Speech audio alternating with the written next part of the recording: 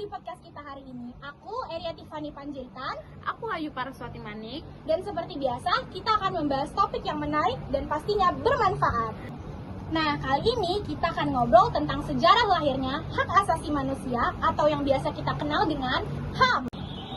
Nah, HAM ini tuh topik yang penting banget karena menyangkut hak dasar yang kita miliki sebagai manusia. Tapi mungkin banyak dari kita yang belum tahu bagaimana sejarahnya sampai ke konsep HAM ini bisa berkembang sampai sekarang. Betul, banyak yang menganggap HAM itu sesuatu yang baru. Padahal kalau kita telusuri, konsep ini tuh sudah ada sejak ribuan tahun yang lalu. Misalnya salah satu contoh awal yang sering disebut itu adalah Cyrus Cylinder dari Persia sekitar 539 sebelum Masehi. Nah, waktu itu Raja Cyrus Agung berhasil menaklukkan Babilonia dan malah membebaskan para budak serta menjamin kebebasan beragama bagi rakyatnya. Ya tuh, Cyrus Cylinder ini dianggap sebagai deklarasi HAM yang pertama dalam sejarah. Bahkan isi silindernya ini dianggap sampai sekarang dan diterjemahkan ke dalam berbagai bahasa dan dipajang di PBB sebagai simbol awal dari HAM. Tapi tentu saja saat ini tuh konsepnya masih sangat terbatas dan hanya berlaku di wilayah tertentu. Nah, setelah era Persia ada juga perkembangan di peradaban lain seperti Yunani dan Romawi. Nah, di Yunani tuh ada konsep demokrasi yang muncul sekitar abad ke-5 sebelum Masehi di Athena. Nah, walaupun saat itu demokrasi hanya berlaku untuk warga negara laki-laki dan bukan untuk budak atau perempuan, nah tapi ini jadi salah satu langkah awal dalam pengakuan hak-hak individu dalam masyarakat. Terus di Romawi juga ada konsep hukum alam yang dikembangkan oleh filsuf seperti Cicero. Mereka percaya bahwa ada hukum yang berlaku bagi semua manusia, bukan hanya berdasarkan keputusan raja, bukan hanya berdasarkan atau keputusan penguasa. Inilah yang kemudian menjadi dasar bagi banyak sistem hukum modern di zaman sekarang. Nah, lalu kita lompat ke abad pertengahan. Salah satu dokumen penting yang sering disebut adalah Magna Carta tahun 1215 di Inggris.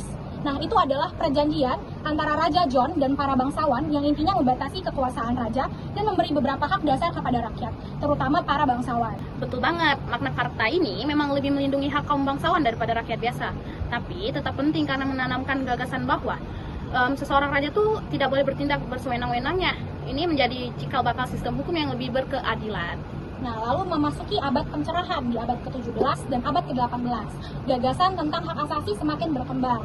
Filsuf seperti John Locke berpendapat bahwa setiap manusia memiliki hak alami seperti hak untuk hidup, hak untuk kebebasan, dan hak untuk kepemilikan. Ide-ide ini tuh sangat berpengaruh terhadap peristiwa besar seperti Declaration of Independence Amerika pada tahun 1776 dan Deklarasi Hak Asasi Manusia dan Warga Negara di Prancis pada tahun 1789. Nah, ini nih yang menarik. Di Amerika, Deklarasi Kemerdekaan itu yang ditulis oleh Thomas Jefferson menyatakan bahwa semua manusia diciptakan setara dan memiliki hak yang tak bisa dicabut seperti kehidupan, kebebasan, dan kebahagiaan. Walaupun saat itu hak ini belum benar-benar diberikan kepada semua orang, misalnya masih ada perbudakan, tapi ini juga jadi tonggak penting dalam sejarah hak.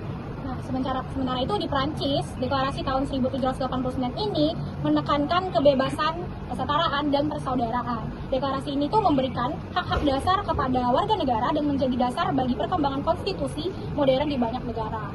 Tapi, walaupun gagasan HAM ini semakin berkembang, masih ada banyak ketidakadilan yang terjadi. Banyak ketidakadilannya itu terutama di abad 20. Misalnya, pada zaman Perang Dunia Kedua, kita melihat banyak banget bagaimana jutaan orang, terutama dalam Holocaust, menjadi korban kekejaman karena tidak adanya perlindungan HAM yang kuat. Iya, betul. Nah, setelah Perang Dunia II, itu dunia mulai sadar bahwa harus ada dokumen yang secara resmi melindungi hak-hak dasar manusia di seluruh dunia. Makanya pada 10 Desember 1948, Perserikatan Bangsa-Bangsa atau PBB mengadopsi Deklarasi Universal Hak Asasi Manusia atau DUHAM. DUHAM ini terdiri dari 30 pasal yang mengatur berbagai hak, seperti hak hidup, kebebasan berpikir, kebebasan untuk berbicara, hak atas pendidikan, dan yang lain sebagainya. Ini juga menjadi landasan bagi banyak konstitusi dan perjanjian internasional yang mengatur HAM sampai sekarang nih teman-teman. Nah, tapi meskipun sudah ada DUHAM, bukan berarti semua negara itu otomatis menerapkannya dengan baik. Masih ada banyak pelanggaran HAM di berbagai belahan dunia, mulai dari diskriminasi, perbudakan modern, hingga pelanggaran hak-hak politik dan sosial. Benar banget tuh, makanya kita sebagai generasi muda harus memahami HAM dan turut berkontribusi dalam memperjuangkannya. HAM bukan tentang soal politik aja atau hukum doang, tapi juga tentang bagaimana kita memperlakukan satu sama lain dalam kehidupan sehari-hari. Oke? Setuju banget. Oke teman-teman, itu tadi pembahasan kita tentang sejarah lahirnya HAM. Semoga bermanfaat dan menambah wawasan kalian.